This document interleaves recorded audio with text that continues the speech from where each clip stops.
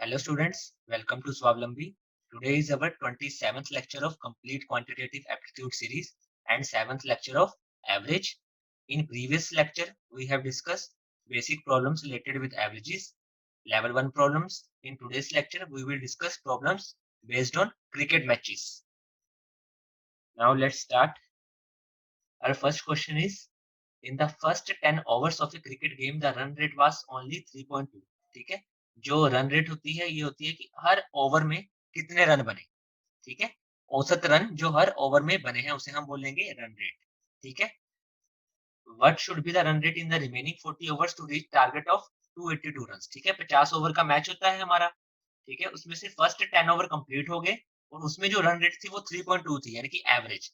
तो पहले 10 ओवर्स में कितने रन बनाए होंगे?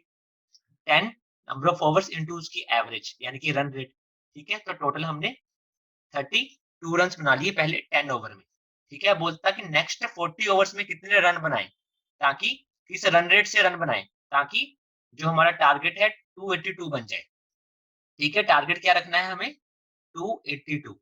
ठीक है, अब इन दोनों में डिफरेंस कितना है? 32 रन तो फर्स्ट 10 ओवर में बन गए, 282 का टारगेट देना है, तो इन दोनों में डिफरेंस है हमारा 250 रन।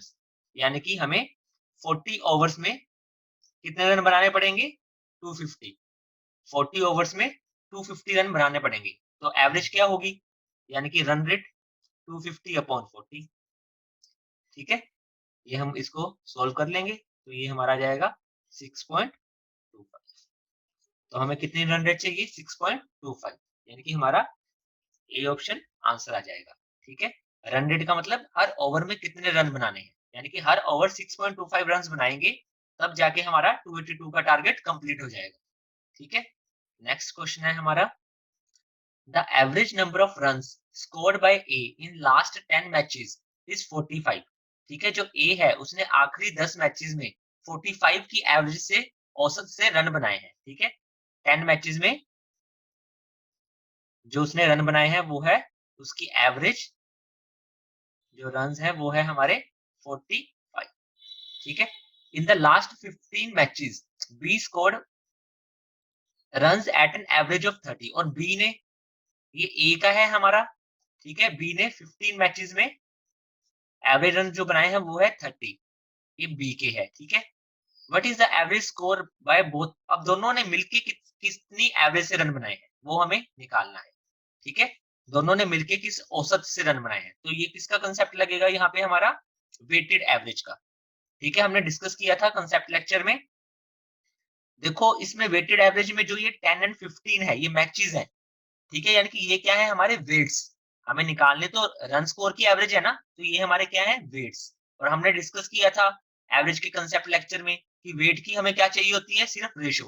तो इनकी मैं रेशो लिख लेता हूँ 2:3। ठीक है, 5 2 10, 5 3 15, तो ये 2:3 में है हमारा। तो अब वेटेड एवरेज का फॉर्मूला लगा देंगे, 2 इंटू 45। ठीक है, प्लस 3 इंटू 30 अपॉन 2 प्लस 3, ये वेट्स है हमारे। ठीक है, ये हो गया total run scored by A, total run scored by B upon total number of innings. ठीक है, मैंने सिर्फ इनकी रेशियो ले ली क्योंकि उससे कोई फर्क नहीं पड़ेगा। ठीक है, तो ये आ जाएगा मेरा 90 प्लस 90 अपॉन 5, ये आ जाएगा मेरा 180 अपॉन 5, और ये मेरा आ जाएगा 36। ठीक है, तो मेरा आंसर आ जाएगा ऑप्शन सी। बहुत इजी क्वेश्चन थे। ठीक है, अब नेक्स्ट लेवल के क्वेश्चन करते हैं। नेक्स्ट है हमारा question, the cricketer has a certain average for 10 innings. In the 11th inning he scored 108 runs, thereby increasing his average by 6 runs, his new average। ठीक है, पहले मैं एक बार आपको क्वेश्चन एक्सप्लेन कर देता हूं। ठीक है, एक क्रिकेटर है, उसने 10 इनिंग्स, ठीक है, 10 बार बैटिंग की। ये लगा लो, इनिंग्स का मतलब होता है कितनी बार उसने बैटिंग की। 10 बार बैटिंग की, और इन द 11th, और 11th इनिंग में उसने 108 रन बना लिए। ठीक है, thereby increasing his average by 6 run, और उसके कारण उसकी एवरेज क्या होगी? 6 इंक्रीज होगी। ठीक है, overall average, his new average. ठीक है, देखो पहले 10 इनिंग्स है जो, इसकी मुझे एवरेज गिवन नहीं है, तो इसकी एवरेज मैं एक्स मान लेता हूँ रन्स की। ठीक है, कि 10 इनिंग में एक्स की रन से रन बनाए। ठीक है, एक्स की रेट से। अब 11th इनिंग में क्या हुआ? उसने 108 रन बना लिए। तो इससे क्या हुआ, जो इसकी ओवरऑल एवरेज थी वो कितनी इंक्रीज होगी, 6, यानी कि ओवरऑल एवरेज कितनी बन गई, x प्लस 6। ठीक है, तो हिज न्यू एवरेज यानी कि मेरे को x प्लस 6 निकालना है। ठीक है, सबसे पहले मैं आपको बेसिक कंसेप्ट से करवाता हूँ। बेसिक कंसेप्ट में क्या करेंगे, देखो 10 इनिंग्स में x की एवरेज से रन बनाए तो 10x रन हो गए, प्लस 108 ये 11th इनिंग में रन बनाए, तो टोटल इतने रन बना दिए 11 इनिंग्स में। ये किसके बराबर होगा, 11 इनिंग्स, और उनकी एवरेज कितनी है 11 इनिंग्स की, सबकी मिला के x प्लस 6, तो ये x प्लस 6 के मेरे बराबर आना चाहिए। ठीक है, अब इसको अगर हम सोल्व कर लेंगे,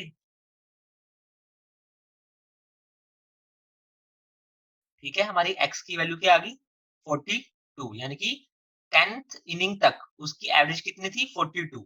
मेरे से पूछा क्या है, his new average. New average क्या है मेरी, x प्लस 6, और हमने यही निकालना था, तो न्यू एवरेज क्या आ जाएगी, x प्लस 6, तो 42 में हम 6 ऐड कर देंगे तो ये मेरा बन गया 48। ठीक है, तो मेरा आंसर आ गया ऑप्शन ए, 48। ठीक है, ये तो हो गया हमारा बेसिक मेथड। ठीक है, अब आपको एक लॉजिकल मेथड बताता हूं, इसका मैं, ध्यान से सुनना। ठीक है, इजीली समझ में आ जाएगा। देखो, अब इस इनिंग के कारण 11th, ठीक है, इनिंग के कारण बाकी 10 इनिंग्स की एवरेज क्या इंक्रीज करगी, 6। ठीक है, यानी कि इसने इस इनिंग में से 60 रन्स तो पिछली 10 इनिंग्स को ही दे दिए उनकी एवरेज को इंक्रीज करने के लिए। ठीक है, तो 108 में से जो 60 रन थे वो किसको दे दिए, 10 इनिंग्स को, उनकी एवरेज को 6 इंक्रीज करने के लिए 10 इंटू 6 कर दिया 60 रन, तो बचे कितने, 48। तो ये वही रन है जो उसने उस इनिंग में अपने लिए बचा के रखे हैं, जो उनकी न्यू एवरेज है। तो ये 48 क्या आ गया हमारा, न्यू एवरेज।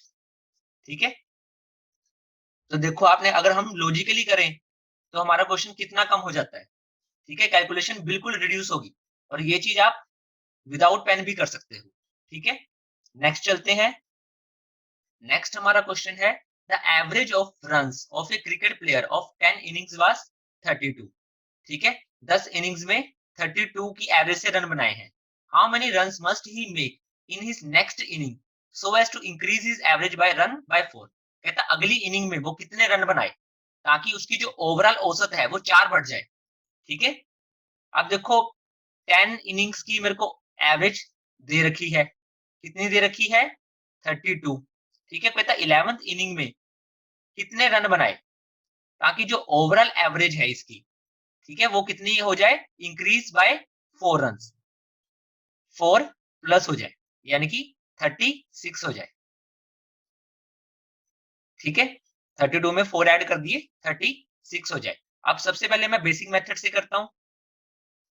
बेसिक मेथड से करेंगे, देखो 10 इंटू 32, ये तो क्या हो गया, इसने जो पहले 10 इनिंग्स में स्कोर बनाए, प्लस मान लो 11th इनिंग में उसने एक्स स्कोर बनाए, एक्स, तो ये टोटल स्कोर होगी 11 इनिंग्स की, इक्वल टू, अब 11 इनिंग्स होगी, उसकी एवरेज कितनी आनी चाहिए, 36।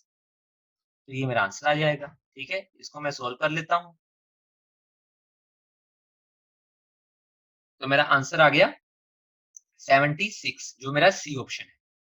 ठीक है, ये तो हो गया बिल्कुल बेसिक मेथड। अगर हम लॉजिकल मेथड से देखें तो कैसे करेंगे, देखो बाकी 10 इनिंग्स की एवरेज को कितना बढ़ाना है, 4, तो 40 रन तो इसको इसी के लिए चाहिए, बाकी 10 इनिंग्स की एवरेज को बढ़ाने के लिए।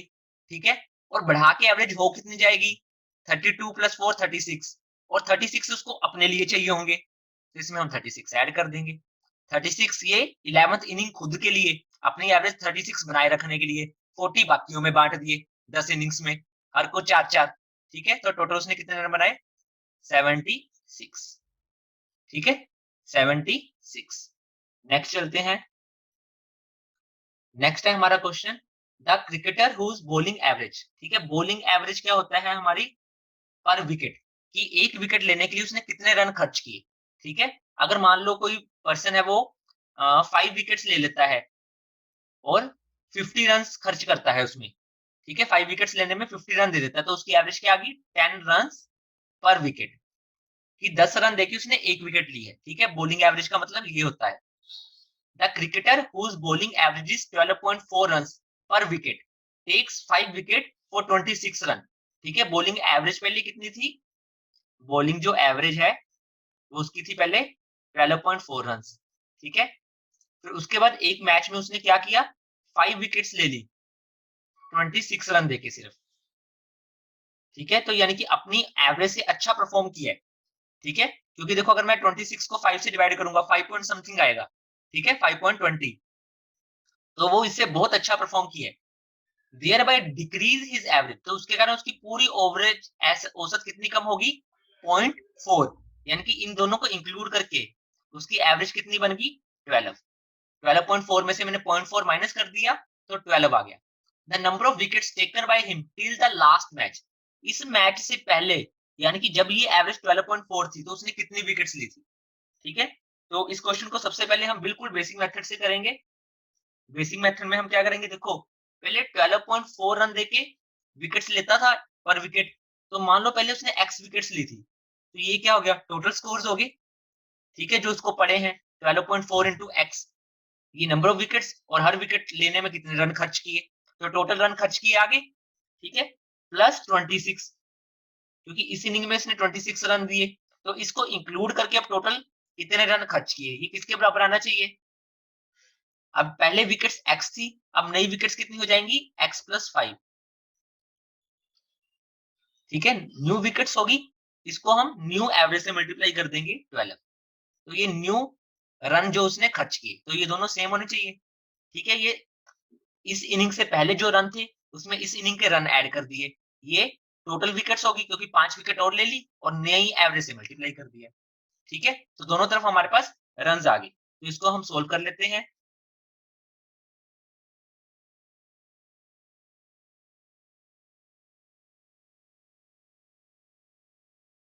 तो मेरा आंसर आ गया 85, यानी कि जो उसने इस मैच से पहले जो विकेट्स ली थी वो मेरी कितनी आ गई, 85। ठीक है, उसने वही पूछा था, अगर मान लो पूछा होता कि टोटल विकेट्स कितनी होगी तो उसमें हम 5 ऐड कर देते। ठीक है, तो 90 आंसर आ जाता, पर अभी हमसे सिर्फ यही पूछा है, तो मेरा आंसर क्या आ जाएगा, डी ऑप्शन। ठीक है, ठीक है, अब हम लॉजिकल मेथड डिस्कस करते हैं। अब देखो इसने 12.4 रन की पहले थी रन रेट, उसके बाद 0.4 कम होगी, तो उसके कारण अब उसकी बॉलिंग एवरेज 12 रहेगी। ठीक है, यानी कि जब उसने 5 विकेट्स लिए तो उसको 12 गुना 5 60 रन खर्च करने थे, लेकिन उसने रन कितने खर्च किए, 26, तो इनका डिफरेंस जो आएगा 34, वो कहां पे गए, वो रन्स कहां पे गए, जो पुरानी एवरेज थे उसको रिड्यूस करने में लग गए। ठीक है, अब 34 रन्स के कारण बाकी सारे कितने रिड्यूस हो गए, 0.4। ठीक है, तो यहां से हमारी नंबर ऑफ विकेट्स आ जाएंगी। अब इसको सोल्व करूंगा, ये सेम ही चीज आ गई, देखो ये वाली, तो ये मेरा 85 ही आंसर रहेगा। ठीक है, समझे, फिर से समझा देता हूं एक बार। देखो 12.4 रन की एवरेज थी। ठीक है, अब उसके बाद इस इनिंग को इंक्लूड करके एवरेज 0.4 कम होगी, यानी कि 12 रहेगी।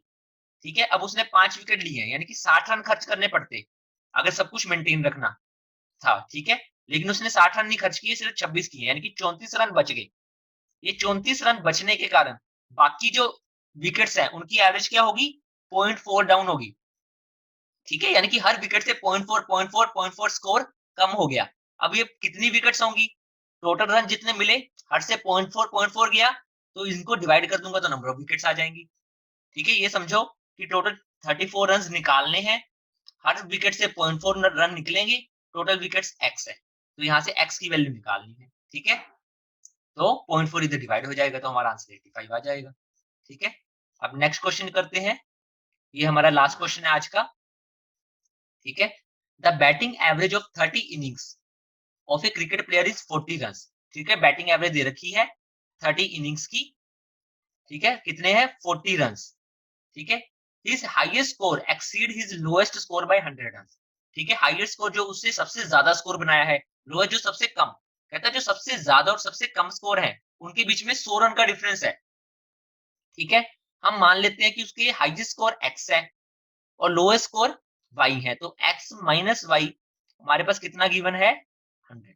ठीक है, एक्स सबसे ज्यादा रन जो बनाए हैं, वाई जो सबसे कम रन बनाए हैं। ठीक है, if these two innings are not included, अगर मैं इन दोनों इनिंग्स को निकाल दूं, इसने टोटल 30 इनिंग्स खेली है ना, इसमें से ये 2 इनिंग्स निकाल दूं, ठीक है, then the average of remaining 28 innings is 38 run, ठीक है, जो बाकी की 28 इनिंग्स बचेंगी ना, उसको निकालने के बाद तो उनकी एवरेज सिर्फ 38 रन रह जाएगी, यानी कि एवरेज दो कम हो जाएगी। द लोएस्ट स्कोर निकालना है, यानी कि मेरे को y की वैल्यू निकालनी है, ठीक है, ये मेरा क्वेश्चन हो गया। अब सबसे पहले मैं बिल्कुल बेसिक मेथड डिस्कस करता हूं कि हम बेसिक मेथड से ये क्वेश्चन कैसे करेंगे, ठीक है। अब देखो बेसिक में इक्वेशन बना रहा हूं, 28 इंटू 38, ये क्या हो जाएगा हमारा टोटल रन्स जो 28 इनिंग्स में स्कोर किए, ठीक है, इसमें मैं प्लस एक्स प्लस वाई कर देता हूं, ठीक है, तो ये क्या हो गया टोटल 30 इनिंग्स के स्कोर, ये किसके बराबर होने चाहिए 30 इनिंग्स के स्कोर के, यानी कि 30 इंटू 40 के, ठीक है। यहां से मेरी x प्लस वाई की वैल्यू आ जाएगी, और x प्लस वाई की वैल्यू x माइनस वाई की मेरे को पता ही है, तो दोनों इक्वेशनों को सोल्व करके हमारे पास x और y की वैल्यू आ जाएगी, ठीक है। इसको सोल्व कर लेते हैं, यहां से मेरे पास x प्लस वाई आ जाएगा, ठीक है, ये मल्टीप्लाई हो जाएंगे, इन दोनों को मल्टीप्लाई करके हम माइनस कर देंगे, ठीक है, ये मेरा आएगा 1064, तो यहां से मेरा x प्लस वाई की वैल्यू आ जाएगी 136, ठीक है।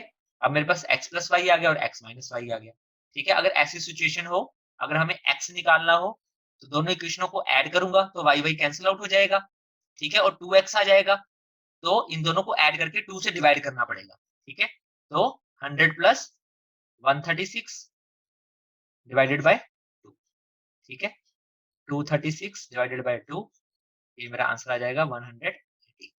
अब मेरे को y की वैल्यू क्या निकालेंगे, इन दोनों का डिफरेंस, ठीक है, इन दोनों का डिफरेंस 36 है, उसको 2 से डिवाइड कर दो,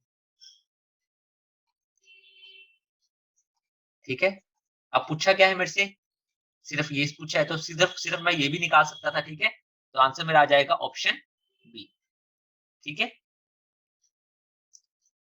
आंसर मेरा क्या आ गया ऑप्शन बी, ठीक है। ये तो हो गया बिल्कुल बेसिक मेथड। अगर लॉजिकल मेथड से करना होता उसमें भी यही लगता, लेकिन सिर्फ क्या था, जो x माइनस वाई है ये तो मेरे को 100 गिवन ही है, वहां पे मैं x प्लस वाई एक अलग तरीके से कैलकुलेट कर सकता था, ठीक है, वो कैसे कैलकुलेट कर सकता था, देखो, अब इन दो इनिंग्स को इंक्लूड करने के बाद इन 28 इनिंग्स की एवरेज 2 इंक्रीज होगी, तो टोटल 56 रन तो इनके कारण नहीं हो गए, ठीक है, इन 28 इनिंग्स की एवरेज को 2 इंक्रीज करना था, तो 56 रन इंक्रीज हो गए, वो इनको बनाने पड़ेंगे, और क्या बनाने पड़ेंगे, अपने लिए 40 की एवरेज मेंटेन करना, 40 इसके लिए 40 इसके लिए, तो टोटल 80, तो x प्लस वाई की वैल्यू कितनी आ जाएगी मेरे पास 136। अब ऐसे ही इन दोनों को सोल्व कर लेंगे जैसे यहाँ पे किया है, सेम चीज, ठीक है, तो x की वैल्यू मेरे पास 118 आ जाएगी और y की वैल्यू 18 आ जाएगी, ठीक है।